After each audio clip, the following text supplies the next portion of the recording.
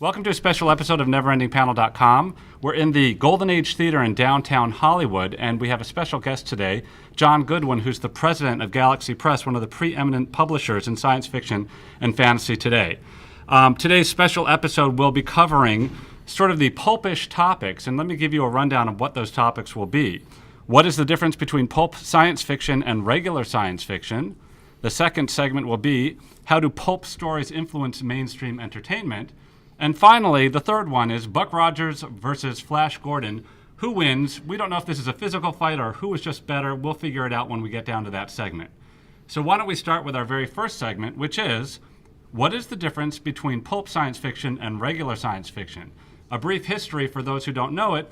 Pulp basically was the name given to short stories that it was created from cheap paper, actually, and the stories were fantastical. These stories came out, I believe, in the 20s and 30s. Primarily 20s and 30s, and they covered the gamut of everything from westerns to space aliens to damsels in distress. And so really what we want to try to figure out is, where did it start to separate science fiction from regular pulp fiction and this sort of evolution? And I'm going to point this question, usually I just open it right up, but I'm going to just put John under pressure right away. Well, thank you. I think one thing that happened was when you had pulp science fiction, that was your E.E. Doc Smith. He was a classic. I loved reading all of his works. It's very fantastic. The Lensman series, right? The Skylark series. They were very, very mechanical. You know, you had your spaceships, and it was all the things, ray guns and blasters and spaceships. And I think it was a little bit later on when John W. Campbell was brought on board, and Street & Smith was trying to rework what was really going to be done with science fiction, and it had to be humanized.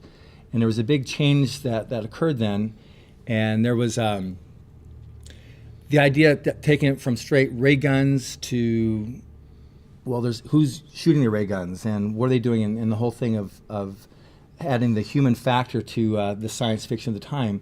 What's their motivation for shooting the ray guns? There you go. Created the golden age of science fiction. And I think all along you've got science fiction, by definition, maybe hasn't changed, but because of the fact that in the 1920s and 30s, there wasn't a whole lot of known science. Everything was pretty much open turf, virgin territory to be able to be talked about. Like, going to the moon. Is a big, cheese ball, earlier on. Not only go to the moon, but put anything you want on the moon. Exactly. So you're saying that at some point someone decides, well, we've got all this fantastical stuff. We want to marry it with a story and make it perhaps a little less fantastical. Was the impetus simply, we believe that there's a genre here that can be pulling in money because maybe the pulp science fiction stories sell better? Or, what was the impetus that sort of that brought the mechanics out and it placed the human or humanism in? Well, I think it definitely was a financial thing. Street & Smith saw that there was a genre that could be developed, and so some of the big writers from the other genres were pulled in to, like I said, to work with Campbell and Arthur J. Burks and Hubbard for two of them, that were brought in to work with and create more of a humanizing of science fiction. And it did open up the genre to be a bigger seller, and that's where you got Astounding Science Fiction was created at that point, and that became a very big moneymaker. 1926. Right, you had, from my understanding, Bradbury, Asimov, Heinlein, Niven, all of these guys were brought in and did write pulp science fiction, Definitely which was, for me, not having been raised with that, when you hear the word pulp, you think, okay, well, that's the B-movie stuff, and then there's the classic science fiction, But it was really an eye-opener for me when I was doing the research for this panel to see that some of these really incredible, famous names in science fiction, got involved in this. Start with the pulps. Exactly, that's where it was, and it was roughly 30 million readers a month were reading the pulps.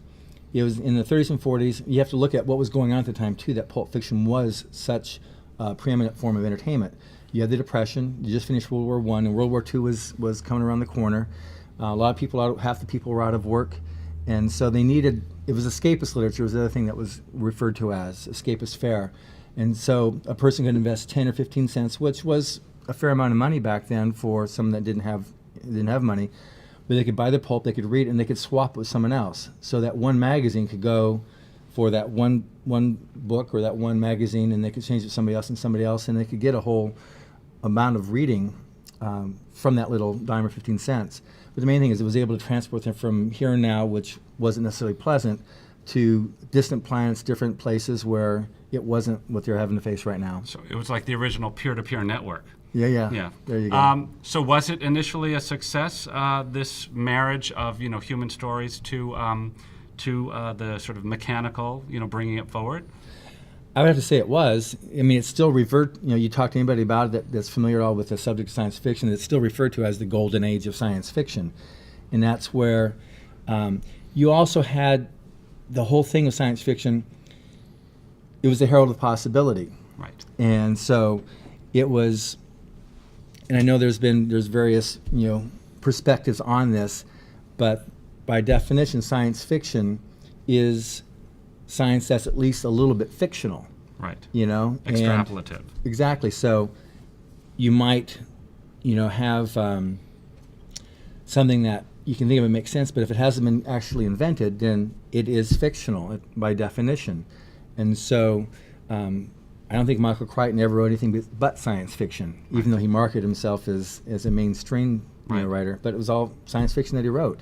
Maybe it's possible now what he did, but so that was the thing. A lot of those writers back then they had these ideas. What about let's get man to the stars, which is one of the things that was accomplished by after World War II and right around the time Korea was being was expanding as another major war.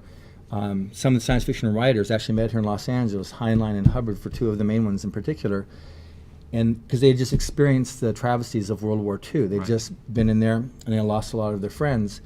And they were going, well, okay, so what do we do here? And so because of the fact that they were already famous science fiction writers, and they had the ear of a lot of the politicals of that time, they decided to create, in opposition of the arms race, the space race. So they started writing and publishing the various stories on getting man into space. And that was their whole objective, was to take man's attention off of an extra war and put it in instead to let's put our attention towards going out there in space, which gave it more of a noble purpose also specifically for science fiction. Right. And ironically, neither one kind of happened. Well, the attention did go off in 1957 was when Russia made the Sputnik first, and then the United States really came on board.